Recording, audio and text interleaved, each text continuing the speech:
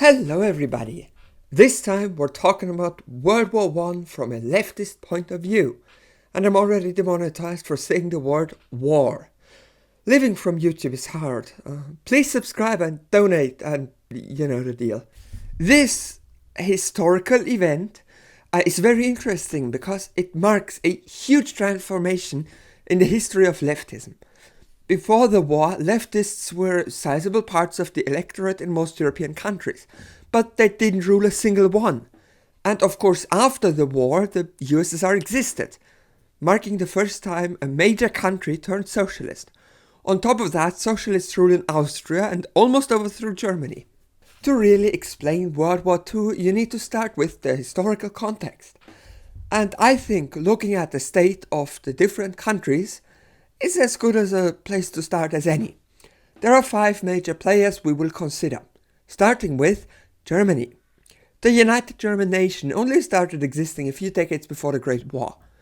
It was the most industrialized nation on the whole world and arguably more powerful than all other single nations.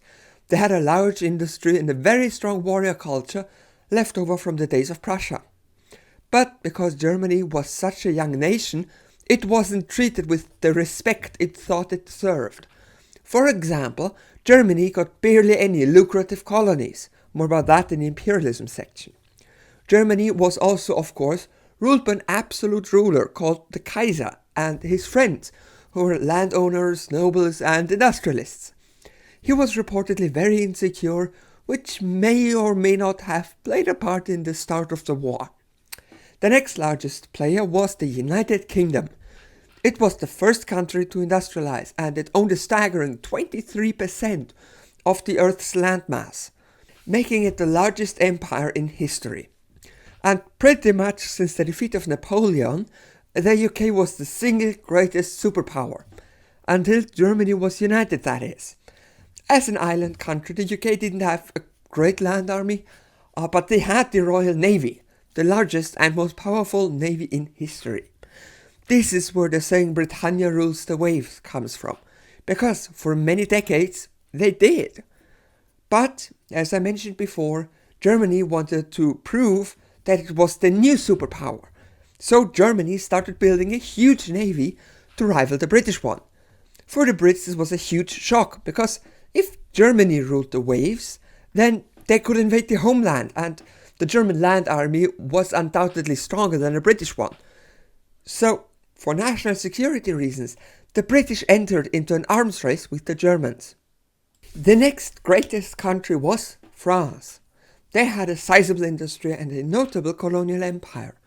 They were really angry at Germany because they had lost the Franco-Prussian War many years ago.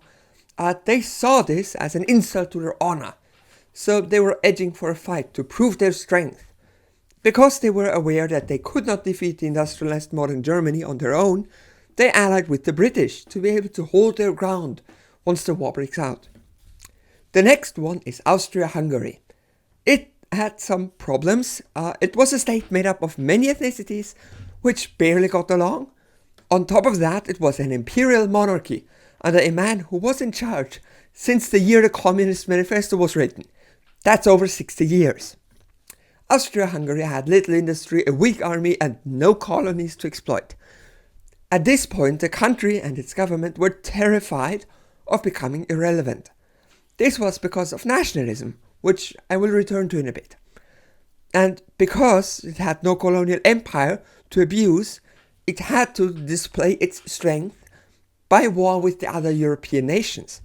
Nobody seriously considered Austria a threat, so it decided to ally with the Germans for defensive purposes.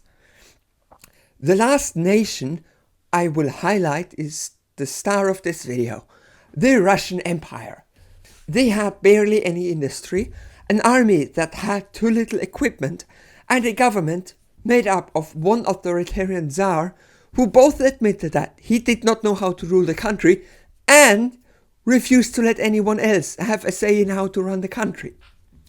Most people were serfs, which means their landlords owned them, and the government only cared about the landlords. This turned out to be a very volatile situation. In 1905, Russia lost the war to Japan.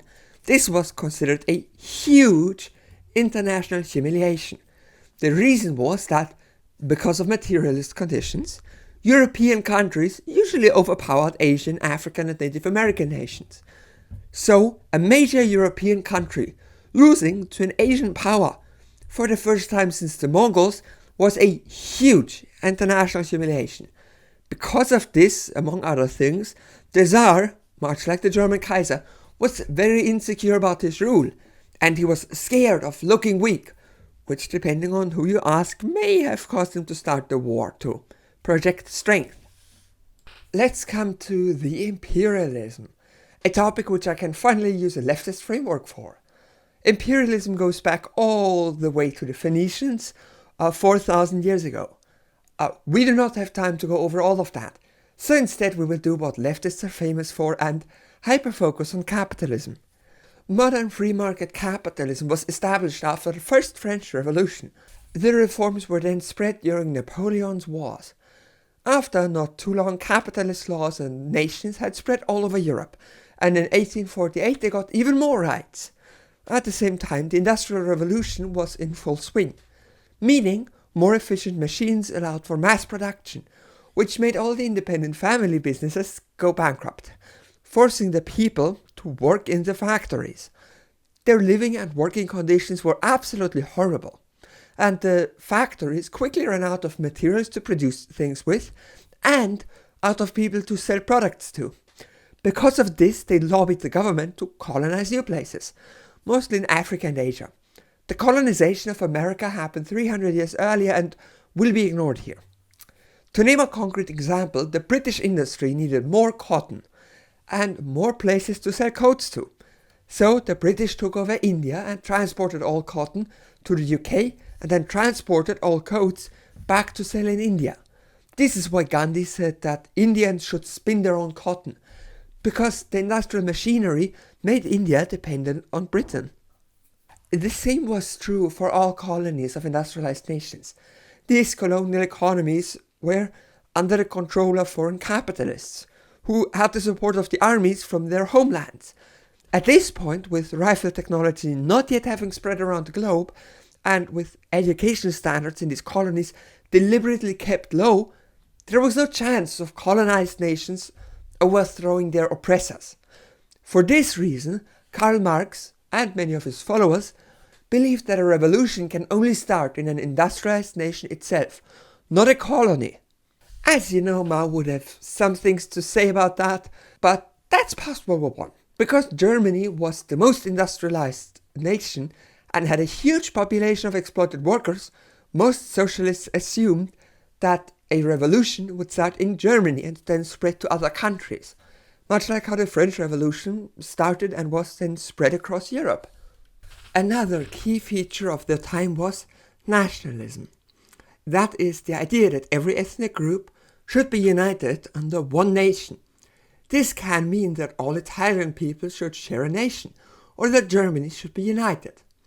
In this case, it's a stabilizing force for the nation. Germany was made up of hundreds of states for over 1,000 years, and only with the advent of nationalism did they unite to one. But it can also be destabilizing.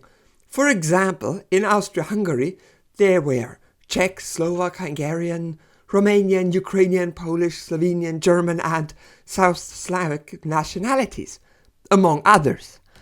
Naturally, all these factions wanted independence for their own nations. The UK had the same problem with the Irish wanting independence, and Russia was likewise made up of many ethnicities, from the Finnish to the Turkmens. The vast majority of Russians were of course Slavic, and they said that they would protect all fellow Slavic people's rights, like, for example, picking at random Serbians. There was also the Ottoman Empire, which we will gloss over, but it was likewise made up of many peoples who didn't want to share a nation. Among leftists, nationalism was and is mostly seen as a trick by the capitalists to divert the attention of the workers. After all, the workers are exploited by capitalists. Watch this video to learn more. And if the workers notice that the capitalists are their enemies and that foreign workers have the same interests as them, then they would overthrow the capitalists. So the capitalists used propaganda to make different peoples fight each other. And of course, using their local working class to fight the foreign nation and its capitalist class, which opens up new markets for the capitalists. For example, workers would be told that if only their nation had more colonies, then everybody would be more wealthy. This was of course a lie, but the people believed it. So when the capitalists called for war, the people followed. This wasn't because they were stupid, but because they were systematically indoctrinized and deliberately prevented from reading the works of socialists who explained and criticized this dynamic. So, in all this chaos that was Europe at the time, there was the son of the Austro-Hungarian emperor, named Archduke Franz Ferdinand. When he visited Sarajevo, he was shot by a Serbian nationalist. This is often considered an own goal because Franz Ferdinand was the only one in the Austro-Hungarian government who wanted to change the country to a federation, which would allow more self-rule to the Serbians in the empire. After this happened, the entirety of Europe was angry at the Serbians. Whether the Serbian government actually had anything to do with the assassination is still disputed. But Austria, as I mentioned before, was terrified of looking weak. And there were war hawks in the government who longed for an opportunity to fight and win a war. And what war could be easier to win than one about such a small nation? But there was an issue. The international community. After the Napoleonic Wars, the European countries formed the so-called Concert of Europe, which was a bit like the UN, an international body that was tasked with keeping peace. Austria knew that it couldn't stand against all these nations, so they asked the Germans for support. The German Kaiser gave Austria a blank check. He said no matter what happened now, Germany would stand with Austria-Hungary. Afterwards, the Austrians sent a list of demands to the Serbian government. The demands were completely unreasonable, and the list was designed to be rejected, to give Austria an excuse to invade. And it could have ended there. A small war in the Balkans between a regional power and a minor nation, like there have been for 500 years. The UK, France and Germany all believed that Austria-Hungary would justify in starting a war, and they weren't going to intervene. But remember how Russia said that they would protect Slavic nations like Serbia? Well, this became the worst miscommunication in history. Russia said that if Austria annexed Serbia, there would be a war between them. The Austrian government had no intention to take over Serbia. They merely wanted to show strength. But the Austrian diplomats negotiating with Russia were not informed about that. So when Austria declared war on Serbia, the Russian army mobilized. They did not declare a war yet. And this is when it turned bad. Germany was certain that the Russian mobilization meant that they would attack Austria any day. And Germany promised Austria support. So Germany preemptively declared a war on Russia. And while they were at it, they also declared a war on France, who was allied with Russia. The Germans knew they couldn't defeat Russia and France at the same time. And they assumed that if they invaded Russia, the French would stab them in the back. So they declared war on both of them at the same time. Their plan was to quickly overwhelm the French forces and then turn their entire army to the east. To achieve this, they sent an invasion force through Belgium, which was a bad choice because Belgium was allied with the UK. So Austria invaded Serbia and Germany declared war on everyone at once. This is why Germany is blamed for starting World War I, because without them it's possible that there would have been a minor war in the Balkans and not the First World War. After the wars were declared, nationalism swept through the countries and many joined the armies. The average person was so convinced about the strength of their armies that they all thought the war would be over in a few months. Among socialists, the war was perceived in two ways. One group kept the focus on the international working class and attempted to remind people that this war will only kill more workers for the benefit of the capitalists, while the other group was pro-war. The pro-war ones eventually formed their own parties, like the Independent Socialist Party in Germany.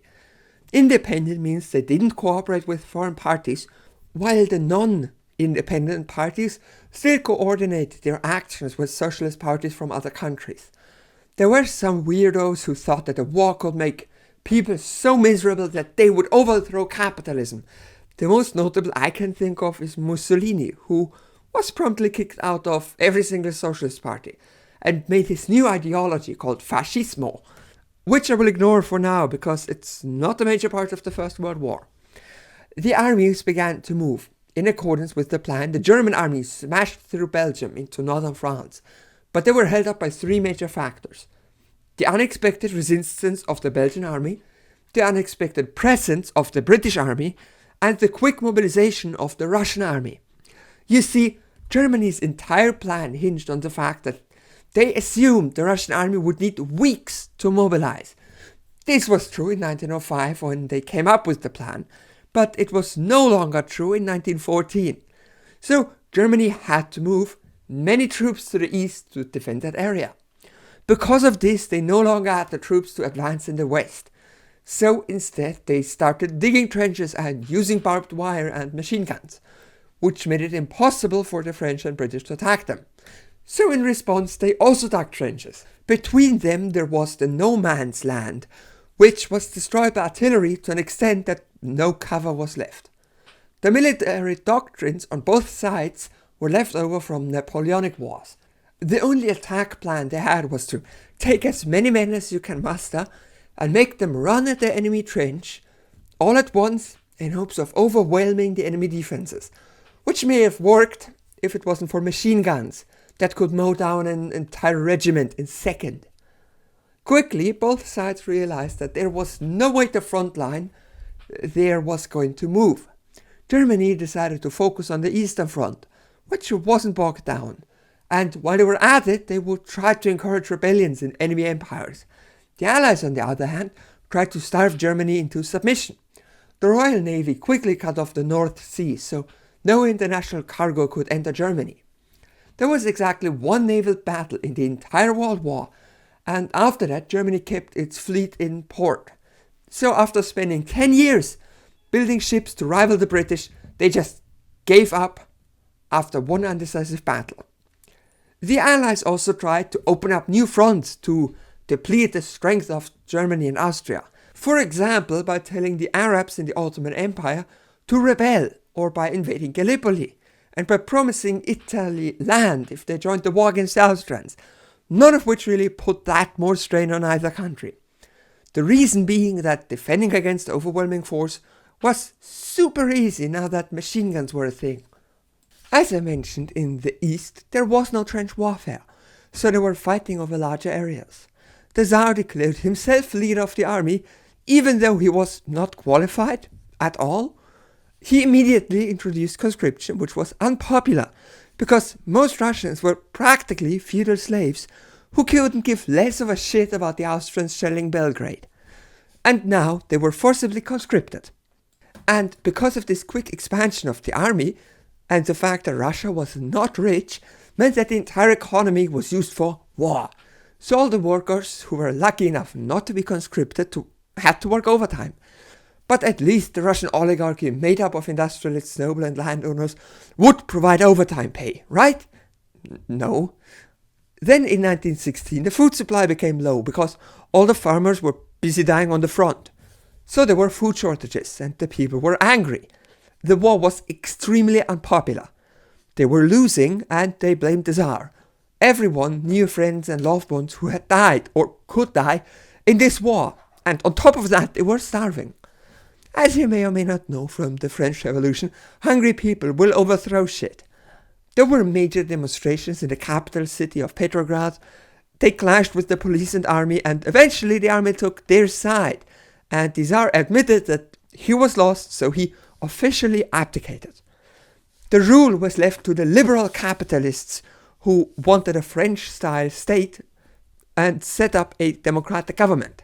They took over the control of the army and such. They also said that they would stop the war, feed the people, populist stuff like that. At the same time, the educated elite that knew about communism set up their own government built on workers' councils. For example, all fishers in Petrograd would form a Soviet and then send a representative to the Petrograd Soviet, which would send representatives to a national government. They prefer this because only workers can join the councils. Dictatorship of the proletariat and all. These councils were called Soviets. In short, over the coming months, the democratic government completely failed to do what it had promised. They didn't end the war, so they couldn't reduce the work hours, and they still didn't have enough food. A few months later, a handsome man named Vladimir Ilyich Lenin was smuggled into Russia by the Germans. Remember when I said that the Germans tried to undermine their enemies by supporting rebellions? This is exactly what is about to happen. The Russian communist Vladimir Lenin was exiled from the empire a few years earlier. But now the Germans sent him to Petrograd to hopefully destabilize the country. And destabilizing the country he did. The communists who set up the Soviets were not all communists. It was more of an alliance of everyone leftist. Communists, socialists, Marxists, social democrats, and more. Naturally, these groups disagreed on how to advance the socialist cause. According to Karl Marx, the socialist revolution would start in a country with the largest industrial working force, that being Germany.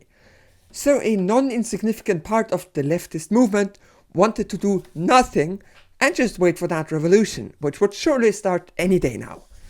Lenin, on the other hand, developed his own theories, the most important part being vanguardism. Remember, in Russia, most people were so poor and exploited that they couldn't read. They were not educated enough to lead a Marx-style revolution.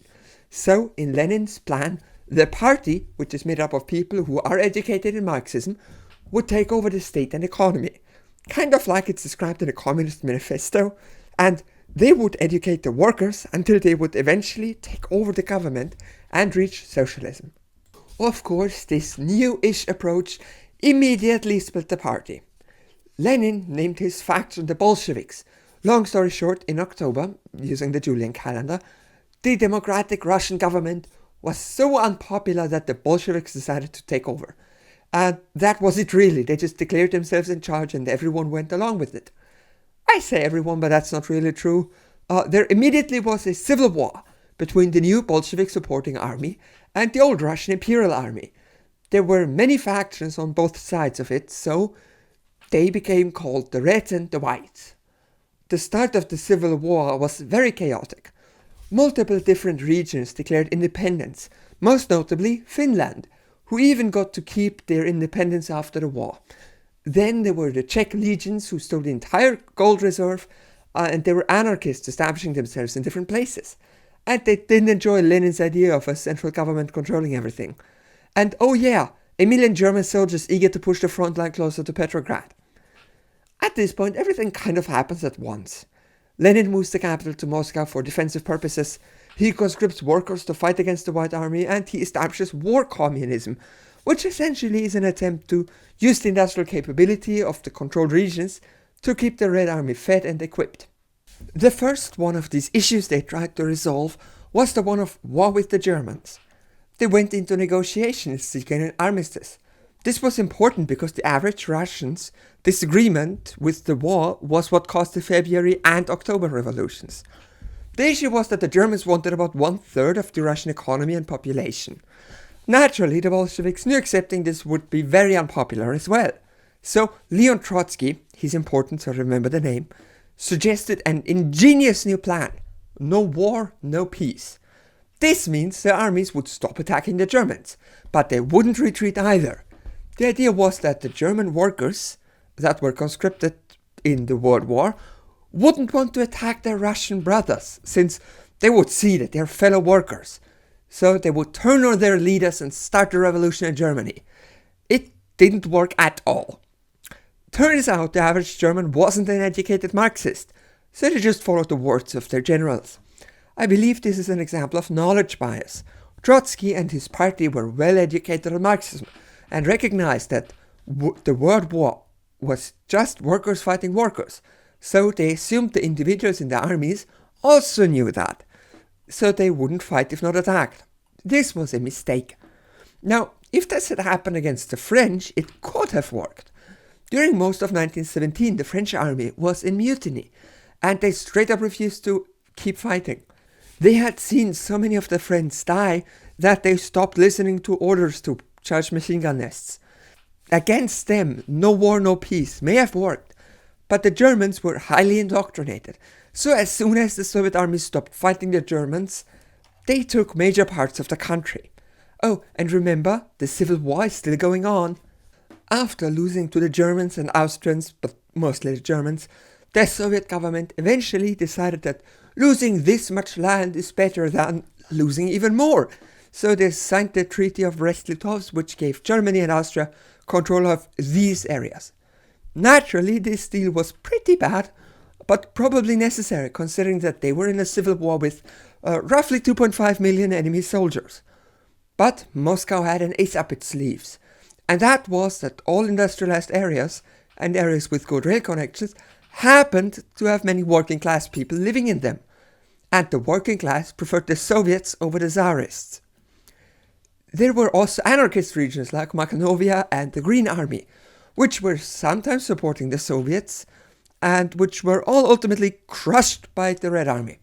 Also in Kronstadt, some soldiers took issue with the way the Soviet government turned out, and the Red Army, under the leadership of Leon Trotsky, killed every last one of them, and then executed the prisoners.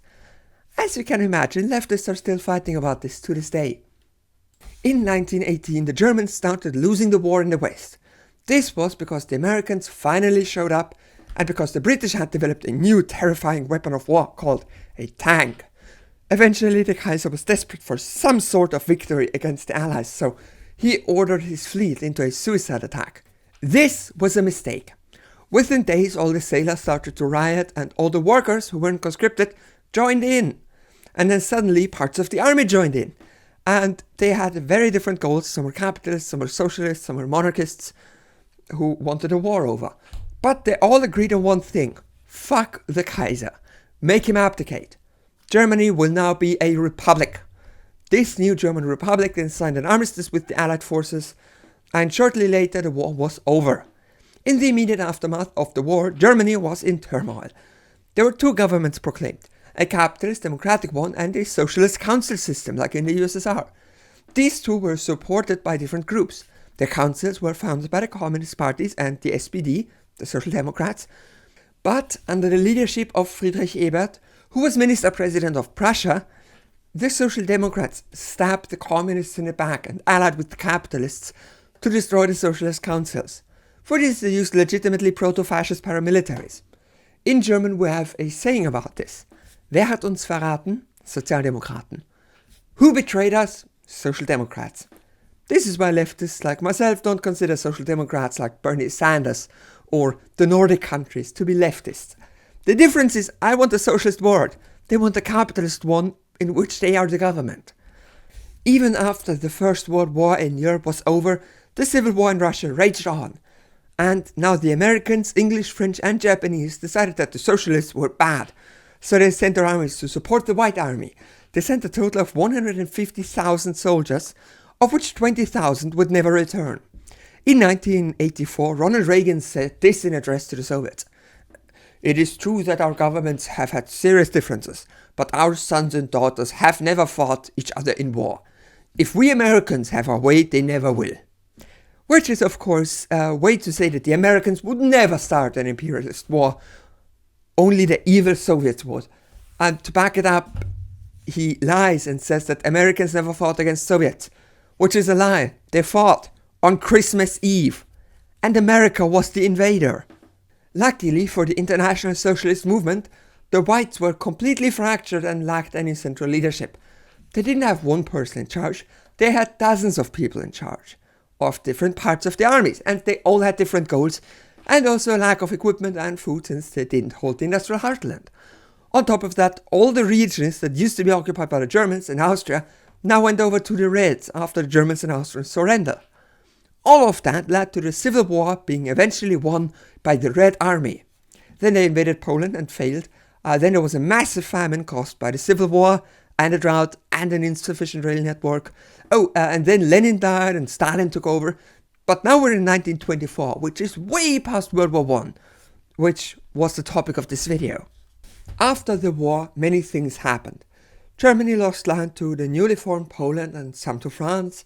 Germany was officially blamed for the war, Germany's army size was restricted, and they had to pay lots of reparations. A French general said that this is not a peace, it's a 20-year armistice. He would be shockingly correct, as 21 years later the Nazis sought revenge against France. More in my World War II video. As I mentioned before, nationalism was very strong before the war, and the Allies, mostly the Americans, wanted to give each ethnic group their own country. So Austrian Germans, Czechs, Slovaks, Hungarians, Romanians, Ukrainians and South Slavs were all given their own states, sometimes had to share states. Now, this was of course great for these groups. They gained new liberties and no longer had to listen to some old emperor in Vienna.